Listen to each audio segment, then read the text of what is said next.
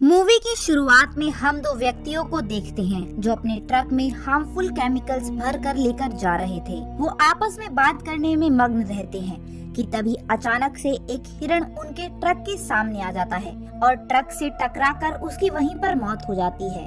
अब इस एक्सीडेंट के चलते एक केमिकल टैंक उनकी ट्रक से निकलकर पास की नदी में गिर जाता है। वो दोनों इस चीज पर बिना ध्यान दिए ही आगे बढ़ जाते हैं और वो टैंक नदी के एक किनारे पर जाकर फट जाता है, जिससे उसमें भरा केमिकल बाहर निकलने लगता है और वहीं पर दो ऊदबिलाव यानी बीबर्स होते हैं। अब सीन शिफ्ट होकर एक लड़के पर जाता है जो कि उसी नदी में फिशिंग कर रहा था कि तभी अचानक से कोई चीज उसे जोर से खींचता है, जिससे वो बहुत ज्यादा डर जाता है और जब वो पीछे मुड़कर देखता है तब कोई उस पर अटैक कर देता है। सीन यहीं कट होकर तीन लड़कियों पर जाता है जिनका नाम मैरी, जीन और जोई थे। दरअसल हाल ही में उन्होंने अपना ग्रेजुएशन कंप्लीट किया था, इसलिए वो तीनों सेलिब्रेट करने मैरी के फार्म हाउस जा रहे थे। थोड़ी ही देर में वो लोग वहाँ पहुँचते हैं और अपने नेबर से मिलकर वो तीनों लड़कियाँ अपने कैबिन में जाकर रेस्ट करने लगती हैं। यहीं वो लोग नोटिस करते हैं कि इनके फोन में सिग्नल्स नहीं आ रहे थे, यानी ये लोग किसी को कांटेक्ट नहीं कर सकते थे। अब वो लोग अपना टाइम बिताने के लिए नदी के किनारे जाने का डिसाइड करते हैं, जहाँ वो लोग स्विमिंग करके एंजॉय करने लगते हैं। वहीं उन्हें बीबर्स का नेस्ट दिखाई देता है। वो लोग बहुत एक्साइटेड होकर बीबर्स को देखने के लिए उसी ओर जाने लगते हैं, लेकिन जब वो वहाँ पहुँचते हैं तब उन्हें हरे रंग के दाग दिखते हैं जो कि बीबर्स के पैरों के निशान थे। वो लोग रंग के बारे में डिस्कस कर ही रहे होते हैं कि तभी वहाँ एक भालू आ जाता है, जिसे देखकर ये तीनों लड़कियाँ काफी डर जाती हैं। लेकिन किस्मत से एक हंटर वहाँ आकर गोली से फायर करता है, जिससे भालू वहाँ से डरकर चला जाता है। लड़कियां भी शिकारी को थैंक यू बोलकर अपने केबिन में आ जाती हैं। अब रात में जब लड़कियां पार्टी कर ही रही होती हैं कि तभी उन्हें कुछ अजीब सी आवाज सुनाई देती है। वो जब हिम्मत करके बाहर देखने जाती हैं, तब वो काफी शॉक हो जाती हैं, क्योंकि वहाँ उनके बॉयफ्रेंड थे जो कि उनके साथ प्रैंक करके उन्हें सरप्राइज देना चाहते थे। इनमें जीन का बॉयफ्रेंड सैम, मैरी का बॉयफ्रेंड टॉमी और जोई का बॉयफ्रेंड बर्ग था। मिलने के बाद वो सभी काफी ज्यादा एंजॉय करते हैं और कुछ देर बाद जीन अपने कपड़े बदलने के लिए बाथरूम जाती है, जहां उसे कुछ डरावनी आवाजें सुनाई देने लगती हैं। जब वो चेक करती है तब उसे एक बीबर दिखता है जो कि बहुत ही अजीब हालत में था और वो जेनी पर हमला भी कर देता है और उसे काटने की कोशिश करता है, लेकिन वो जैसे तैसे करके खुद को बचाते हुए सैम के पास चली जाती है और उसे सारी बात बता देती है। जिसके बाद सभी लोग वॉशरूम जाकर उस बीबर को पकड़ने का डिसाइड करते हैं, लेकिन जब वो वहाँ पहुँचते हैं तब उन्हें वहाँ कुछ भी नहीं दिखता, इसलिए बर्ग जेनी का मजाक बनाने लगता है। लेकिन तभी उसी वक्त वो बीबर आकर बर्ग पर हमला कर देता है, लेकिन वो लोग मिलकर एक बैट से उस बीबर को कुचलकर मार डालते हैं। इसके बाद टॉमी उस बीबर को एक बैग में डालकर बाहर रख देता है। अब अगली सुबह सभी लोग उस रिवर पर एंजॉय करने के लिए निकल रहे थे, लेकिन तभी वो देखते हैं कि जिस बीबर को उन्होंने मारकर बाहर रखा था वो वहाँ से गायब था। वो लोग इस बात पर ज्यादा ध्यान न देकर रिवर की तरफ निकल जाते हैं। वहाँ सभी लोग नदी में जाकर काफी एंजॉय करते हैं, सिवाय जेनी के, जो कि रात के हादसे से काफी डरी हुई थी। अब थोड़ी देर बाद स्विमिंग करने पर बर्ग के पैर में उसे कुछ महसूस होता है और वो इस बात को मजाक में उड़ा देता है, लेकिन तभी वो चीज उसे पानी में खींच लेती है और उसका पैर काट कर अलग कर देती है, जिससे वो सभी काफी डर जाते हैं और पानी से निकलकर एक प्लेटफॉर्म पर चढ़ जाते हैं। पर तब तक ज़ॉम्बी में कन्वर्ट हो चुके बीबर्स उन्हें चारों ओर से घेर लेते हैं। ये देखकर जीन भी बहुत डर जाती है और हेल्प मांगने के लिए केबिन की तरफ जाती है। वहीं वो हेल्प के लिए एक कॉल लगाती है, लेकिन एक ज़ॉम्बी बीबर वहाँ आकर उसे बाइट कर लेता है। इसके बाद जीन किसी तरह उसे मारकर वहाँ से भागने लगती है। दूसरी तरफ बहुत से बीबर प्लेटफॉर्म को काटने लगे थे।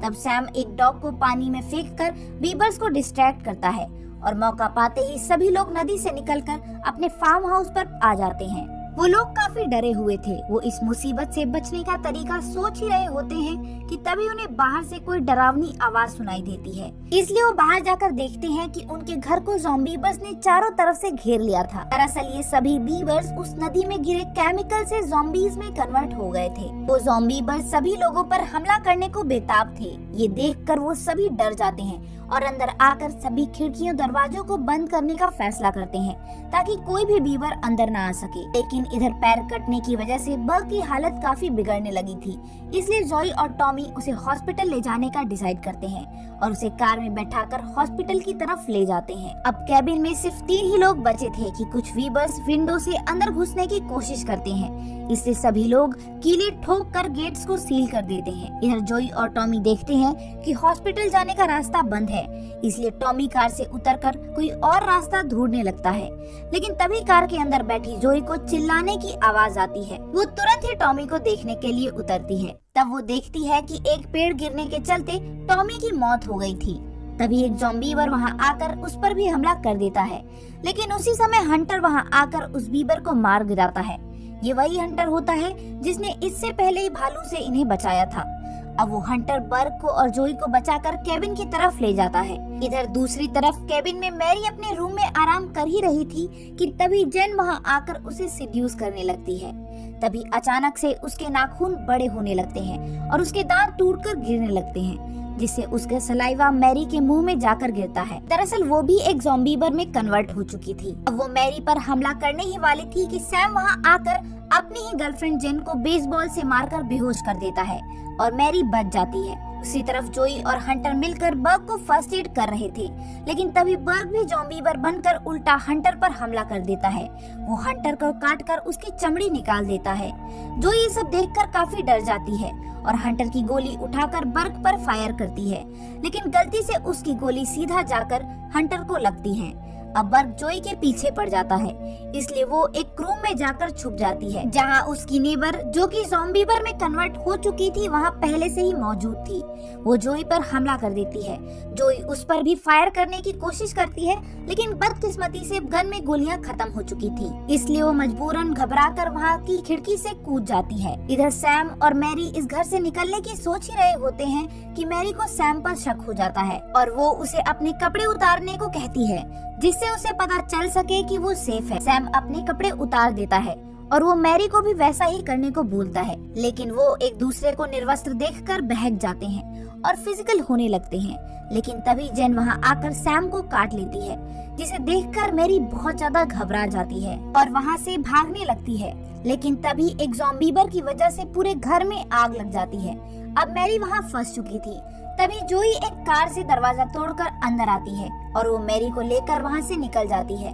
अब कुछ दूर जाने पर उन्हें वो रास्ता बंद दिखता है, इसलिए वो दोनों वहां से पैदल ही सफर तय करने लगते हैं। लेकिन रास्ते में मैरी नोटिस करती है कि जोई पर काफी सारे निशान हैं, इसलिए उस पर गन तान देती है, क्योंकि उसे डाउट था कि जोई भी ज़ॉम्बी में कन्वर्ट हो सकती है। जोई उसे सफाई देने लगती है कि इतने में मैरी खुद ही ज़ॉम्बीवर में कन्वर्ट हो जाती है। मतलब मैरी इन्फेक्टेड थी, क्योंकि जेन की सलाइवा उसके मुंह में गिरा था।